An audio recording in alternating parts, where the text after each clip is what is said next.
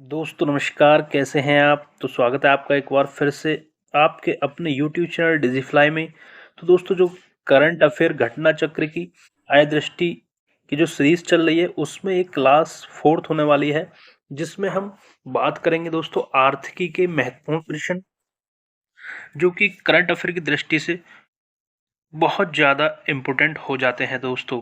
तो दोस्तों चैनल पर नए हैं तो प्लीज़ चैनल को सब्सक्राइब कर लें। वीडियो पसंद आए तो वीडियो को लाइक शेयर जरूर करें अपने दोस्तों तक, क्योंकि दोस्तों यहाँ पे हम कंप्लीट जो घटना चक्र की बुक है, ये दृष्टि नाम से जो आती है, जैसा कि जो कि आपने थंबनेल में देखा है, 1 सितंबर 2023 से लेकर 30 सितंबर 2024 तक की जितनी भी समसामयिक घटनाओं का वार्षिक संकलन है उसको हम कंप्लीट करा रहे हैं दोस्तों। और डेली एक से दो वीडियोस आपको देखने को मिलेंगी चैनल पर, तो चैनल को सब्सक्राइब जरूर कर लें।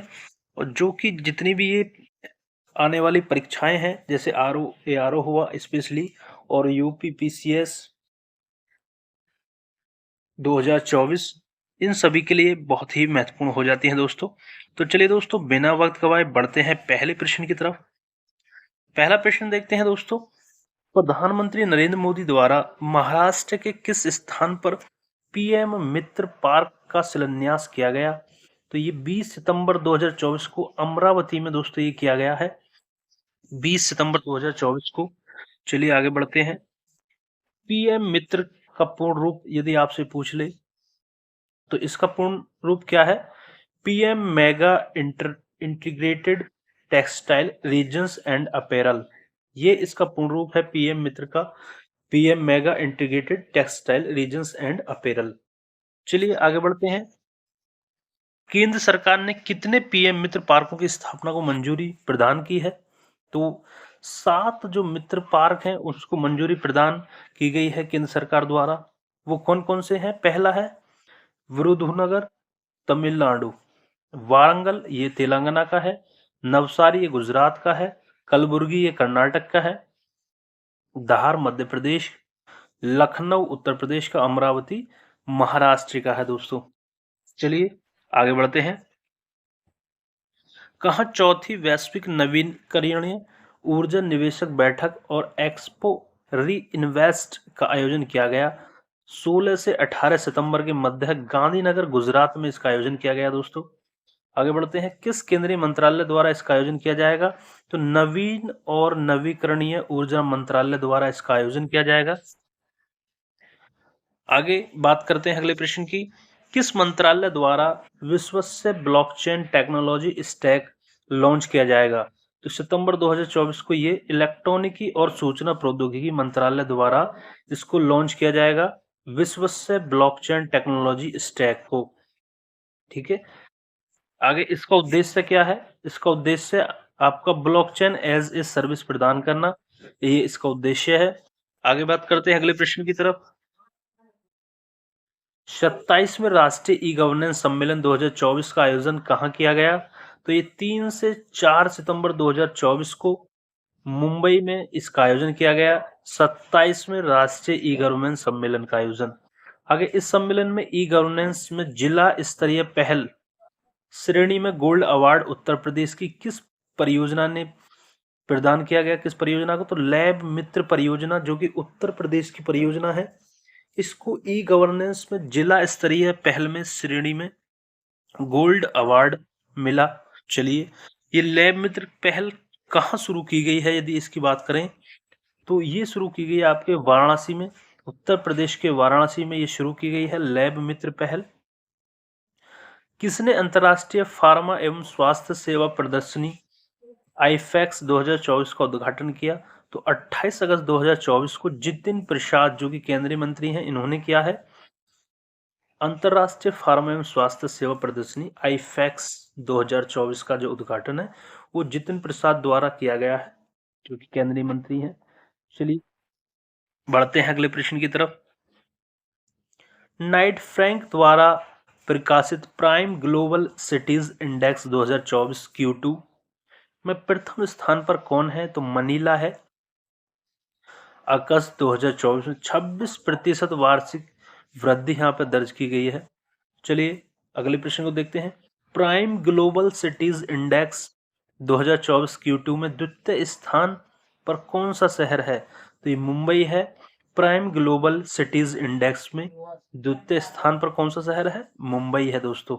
चलिए अगले प्रश्न की तरफ बढ़ते हैं। सांख्यिकी और कार्यक्रम कार्यान्वयन मंत्रालय ने किस शीर्षक वाली अपनी पुस्तिका जारी की है?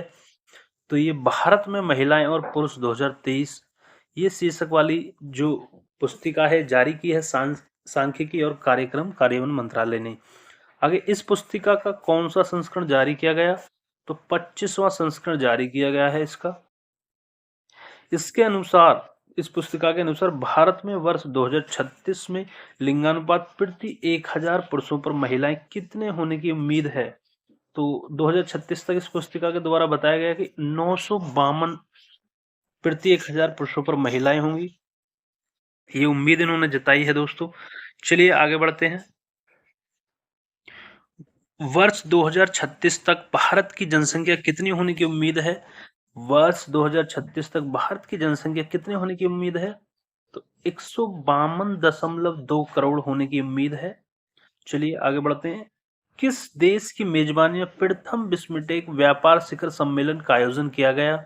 तो 6 से 8 अगस्त 2024 को ये भारत की मेजबानी में किया गया है। प्रथम बिम्स्टेक व्यापार शिखर सम्मेलन का आयोजन। चलिए अगले प्रश्न की तरफ बढ़ते हैं दोस्तों। वीडियो पसंद आ रही हो तो दोस्तों वीडियो को लाइक शेयर जरूर करें दोस्तों। एक एक प्रश्न को दोस्तों हम यहाँ कवर करने वाले हैं। जितनी भी ये बुक है इसका एक एक प्रश्न हम यहाँ पे कवर करेंगे दोस्तों। चैनल पर नए हैं तो प्लीज चैनल को सब्सक्राइब जरूर कर लें। चलिए आगे देखते हैं। वर्ष 2024 की फॉर्च्यून ग्लोबल 500 सूची में शीर्ष रैंक प्राप्त करने वाली कंपनी कौन बनी है? तो वॉलमार्ट बनी है शीर्ष रैंक प्राप्त करने वाली। आगे वर्ष 2024 की फॉर्च्यून ग्लोबल 500 सूची में कितनी भारतीय कंपनियों को शामिल किया गया? तो 9 भारतीय कंपनियों को शामिल किया गया।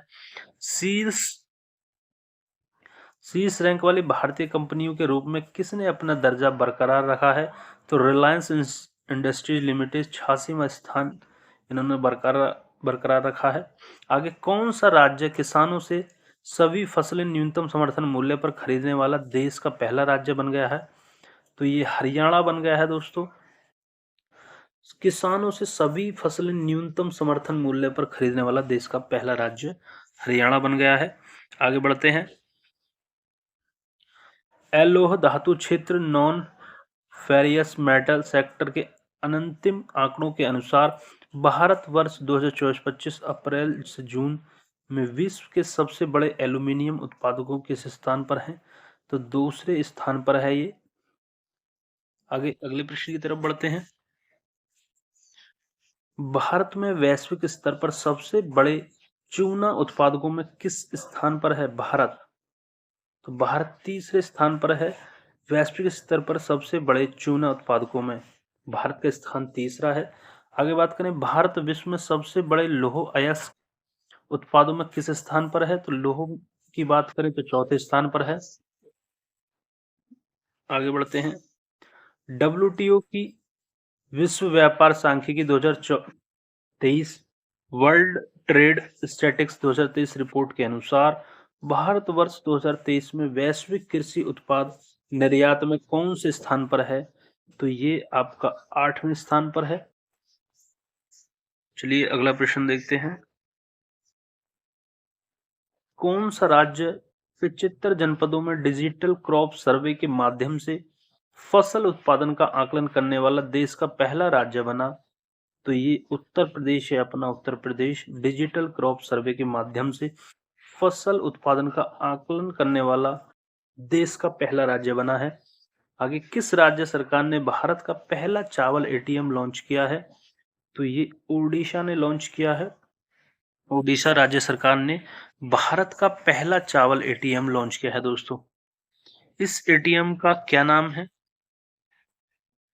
इस ATM का क्या नाम है जो 5 मिनट में 50 किलोग्राम तक अनाज दे सकता है और 24 घंटे संचालित किया जा सकता है? तो ये अन्नपूर्ति अनाज ATM है। अन्नपूर्ति अनाज ATM इस ATM का नाम है। अगला प्रश्न देखते हैं। किस पत्तन पर भारत की पहली एकीकृत कृषि निर्यात सुविधा स्थापित की जाएगी? तो जवाहरलाल नेहरू पत्तन मुंबई पे ये स्थापित की जाएगी। भारत की पहली एकीकृत कृषि निर्यात सुविधा। चलिए अगला प्रश्न देखते हैं। उत्तर प्रदेश को $1 ट्रिलियन की अर्थव्यवस्था के रूप में रूपांतरित करने के उद्देश्य से किस विधेयक के मसौदे को मंजूरी प्रदान की गई? तो ये उत्तर प्रदेश नोडल विनिधान रीजन विनिर्माण क्षेत्र विधेयक 2024 को ये मंजूरी प्रदान की गई। इस कानून को लागू करने वाला उत्तर प्रदेश का कौन सा राज्य बनेगा? इस कानून को लागू करने वाला उत्तर प्रदेश देश का कौन सा राज्य बनेगा? तो चौथा राज्य बनेगा। गुजरात पहला है, कर्नाटक दूसरा और राजस्थान तीसरा। इसके बाद चौथा राज्य अपना उत्तर प्रदेश बनेगा। उत्तर प्रदेश निर्माण क्षेत्र बोर्ड का अध्यक्ष कौन होगा? तो ये मुख्यमंत्री होंगे। उत्तर प्रदेश निर्माण क्षेत्र बोर्ड का अध्यक्ष मुख्यमंत्री होंगे। आगे बात करें, भारतीय रिजर्व बैंक ने किसमें शामिल होने के लिए 4 आसियान देशों के केंद्रीय बैंकों के साथ समझौते पर हस्ताक्षर किए हैं? तो ये प्रोजेक्ट नेक्सस है, इस पर हस्ताक्षर किए हैं। चलिए अगले प्रश्न की तरफ बढ़ते हैं। प्रोजेक्ट नेक्सस क्या है, इसके ऊपर बात करें। प्रोजेक्ट नेक्सस क्या है? ये एक बहुपक्षीय अंतर्राष्ट्रीय पहल है। प्रोजेक्ट नेक्सस की शुरुआत किसके द्वारा की गई है? तो bank for international settlements BIS के इनोवेशन हब द्वारा इसकी शुरुआत की गई है। आगे बात करें, प्रोजेक्ट नेक्सस के संस्थापक सदस्य देश कौन है? तो ये भारत, मलेशिया, फिलीपींस, सिंगापुर और थाईलैंड ये इसके जो है संस्थापक सदस्य देश है प्रोजेक्ट नेक्सस के। तो बात करें दोस्तों, प्रोजेक्ट नेक्सस क्या है ये पता चल गया। प्रोजेक्ट नेक्सस की शुरुआत किसने की? BIS के इनोवेशन हब ने। संस्थापक सदस्य देश कौन है ये पता चल गया। अब बात करें इसके उद्देश्य। उद्देश्य क्या है? प्रोजेक्ट नेक्सस का उद्देश्य क्या है? तो ये है तत्काल सीमा पार खुदरा भुगतान को सक्षम बनाना। तत्काल सीमा पार खुदरा भुगतान को सक्षम बनाना ही इसका उद्देश्य है। अगले प्रश्न की बात करते हैं। स्काई ट्रैक्स के विश्व एयरलाइंस पुरस्कार 2024 में किस भारतीय एयरलाइन को दक्षिण एशिया की सर्वश्रेष्ठ एयरलाइंस के रूप में सम्मानित किया गया? तो ये विस्तारा है। जून 2024 को इसमें सम्मानित किया गया विस्तारा को। आगे बढ़ते हैं। किस बैंक को सेंट्रल बैंकिंग लंदन द्वारा risk manager of the year award 2024 सम्मानित किया गया? तो भारतीय रिजर्व बैंक को यह सम्मानित किया गया risk manager of the year award. ठीक है। वित्त वर्ष 2023-24 के दौरान भारत में सबसे अधिक पवन ऊर्जा क्षमता वृद्धि हासिल करने वाले 3 राज्य कौन है? तो पहला गुजरात है, उसके बाद कर्नाटक और उसके बाद तमिलनाडु है। ये आगे, केंद्र सरकार ने कहा देश के पहले underground coal gasification pilot project का शुभारंभ किया? तो ये झारखंड में शुभारंभ किया है इसका पहला underground coal gasification pilot project. आगे बढ़ते हैं। ग्लोबल इलेक्ट्रिसिटी रिव्यू 2024 रिपोर्ट किसने जारी की है?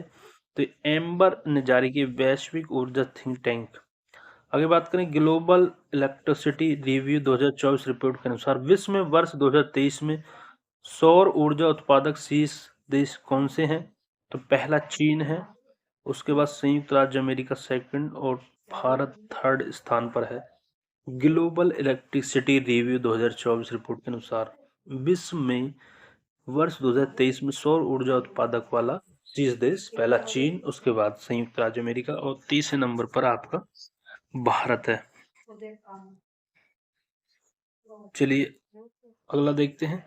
वर्ल्ड वेल्दिएस्ट सिटीज रिपोर्ट 2024 के अनुसार विश्व के शीर्ष 50 सबसे अमीर शहरों में भारत कौन से शहर शामिल हुए? भारत के पहला मुंबई 24वां स्थान इसको मिला और दिल्ली को 37वां स्थान मिला है। तो ये 2 शहर हैं जो कि वर्ल्ड वेल्दिएस्ट सिटीज रिपोर्ट में इनको स्थान मिला है। मुंबई को 24वां और दिल्ली को 37वां। आगे बढ़ते हैं। विश्व प्रवासन रिपोर्ट 2024 वर्ल्ड माइग्रेशन रिपोर्ट 2024 के अनुसार वर्ष 2022 में शीर्ष प्रेषण प्राप्तकर्ता देश कौन से हैं? पहला भारत है, दूसरा मैक्सिको, तीसरा चीन, चौथा फिलीपींस और पांचवा फ्रांस है। अच्छे से देख लेंगे दोस्तों।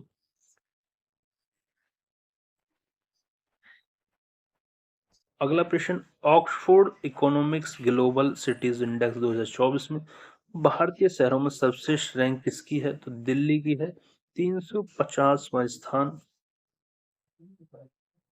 ठीक है, चलिए आगे भारतीय शहरों की बात करें तो दिल्ली का। अगला, ग्लोबल सिटीज इंडेक्स 2024 सूची में शीर्ष स्थान वाले शहर कौन से हैं? पहला न्यूयॉर्क है, दूसरा लंदन है, उसके बाद सेंट जोस है और उसके बाद टोक्यो है। ग्लोबल सिटीज इंडेक्स 2024 में शीर्ष स्थान वाले शहर। अगला प्रश्न देखते हैं, संयुक्त राष्ट्र व्यापार और विकास सम्मेलन अब किस नाम से जाना जाएगा? तो संयुक्त राष्ट्र व्यापार और विकास, अनट्रेड एंड डेवलपमेंट, ये इसका नया नाम होगा, संयुक्त राष्ट्र व्यापार विकास सम्मेलन का। आगे, मानव विकास संस्थान IHD और अंतर्राष्ट्रीय श्रम संगठन ILO ने किस शीर्षक से एक रिपोर्ट जारी की है?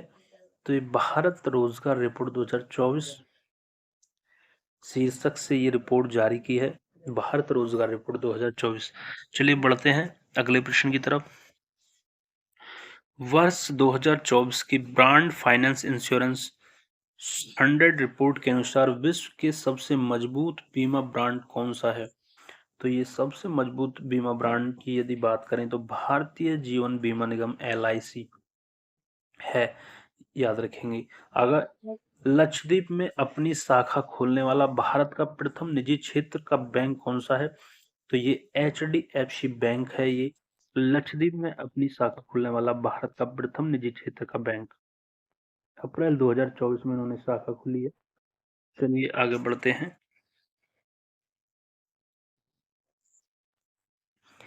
किस प्लेटफॉर्म को नीति और सुशासन के लिए डिजिटल सार्वजनिक अवसंरचना बनाने हेतु शुरू किया गया? तो नीति फॉर स्टेटस को ये शुरू किया गया। आगे, विश्व व्यापार संगठन का 13वां मंत्री स्तरीय सम्मेलन कहाँ आयोजित किया गया? तो आबू धाबी में, संयुक्त अरब अमीरात में ये आयोजित किया गया। सम्मेलन 26 फरवरी से 2 मार्च 2024 के मध्य है। आगे बात करें, 21वां बायो एशिया शिखर सम्मेलन 2024 कहाँ आयोजित हुआ? तो ये हैदराबाद में आयोजित हुआ, 26 से 28 फरवरी के मध्य है। आगे बात करें, राज्य ऊर्जा दक्षता सूचकांक 2023 में प्रत्येक समूह में शीर्ष प्रदर्शन करने वाले राज्य और संघ शासित क्षेत्र कौन से हैं? कर्नाटक, आंध्र प्रदेश, असम और चंडीगढ़। चलिए आगे बढ़ते हैं अगले प्रश्न की तरफ। सामाजिक विकास आयोग, कमीशन फॉर सोशल डेवलपमेंट के 62वें सत्र की अध्यक्षता किस देश ने की? तो 5 से 14 फरवरी के बीच ये सत्र आयोजित किया गया। तो इसकी अध्यक्षता जो है ये अपने भारत ने की है। सामाजिक विकास आयोग के 62वें सत्र की, सामाजिक विकास कमीशन फॉर सोशल डेवलपमेंट। आगे, भारत की सबसे बड़ी बैटरी ऊर्जा भंडारण प्रणाली का शुभारंभ कहाँ किया गया? तो ये राजनांदगांव है छत्तीसगढ़ में, वहां पे इसका शुभारंभ किया गया है। चलिए, राजनांदगांव छत्तीसगढ़ में। आगे बात करें, फोर्ब्स द्वारा जारी की गई रिपोर्ट के अनुसार विश्व की सबसे मजबूत मुद्रा कौन सी है? तो एक कुवैती दीनार मुद्रा है, कुवैत की कुवैती दीनार। ये भारत की विश्व की, मतलब भारत की नहीं सॉरी, विश्व की सबसे मजबूत मुद्रा ये बताई गई है फोर्ब्स द्वारा जारी की गई रिपोर्ट के अनुसार। आगे बात करें, विश्व की सबसे मजबूत मुद्रा में डॉलर का स्थान कौन सा है? तो डॉलर दोस्तों 10वां स्थान है डॉलर का। चलिए आगे बात करें, ब्लूमबर्ग के अनुसार बाजार पूंजीकरण, मार्केट कैपिटलाइजेशन के संदर्भ में विश्व के सबसे बड़े शेयर बाजारों में भारत को पहली बार कौन सा स्थान प्राप्त हुआ है? तो पहली बार भारत को चौथा स्थान प्राप्त हुआ है बाजार पूंजीकरण के संदर्भ में। इस रैंकिंग में शीर्ष 3 देश कौन कौन से हैं?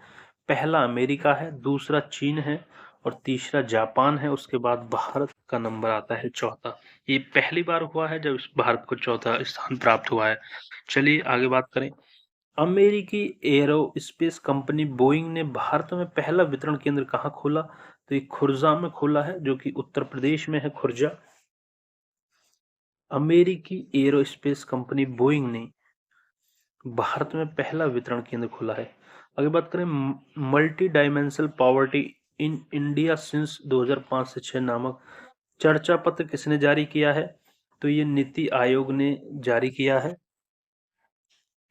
अगला प्रश्न देखते हैं। भारत में बहुआयामी निर्धनता वर्ष 2013 से 14 में 29.17% से घटकर वर्ष 2022-23 में कितनी रह गई है बहुआयामी निर्धनता? तो ये 11.28% रह गई है। 29 से सीधा 11 घटी है दोस्तों। आगे बात करें, इस दौरान कितने लोगों को बहुआयामी निर्धनता से बाहर निकाला गया? तो 24.82 करोड़ लोगों को इससे बाहर निकाला गया है। आगे बात करें, किस प्रदेश के सर्वाधिक लोग बहुआयामी निर्धनता से बाहर निकले? तो दोस्तों अपना उत्तर प्रदेश के ही 5.94 करोड़ लोग जो हैं बहुआयामी निर्धनता से बाहर निकले हैं। आगे, विश्व आर्थिकी मंच की 54वीं वार्षिक बैठक कहाँ आयोजित की गई है? तो ये दावोस क्लोस्टर्स, जो कि आपका स्विट्जरलैंड में है, यहाँ पे जारी की गई विश्व आर्थिक मंच की 54वीं वार्षिक बैठक 15 से 19 जनवरी के मध्य है ये जारी की गई। चलिए इस वीडियो को दोस्तों लास्ट प्रश्न देखते हैं अब, कि किसने ग्लोबल रिस्क रिपोर्ट 2024 को जारी किया गया? तो ये 10 जनवरी 2024 को जारी किया, विश्व आर्थिक मंच द्वारा इसको जारी किया गया दोस्तों। तो दोस्तों वीडियो कैसी लगी हमें कमेंट करके जरूर बताएं। पसंद आई हो तो वीडियो को लाइक शेयर जरूर करें।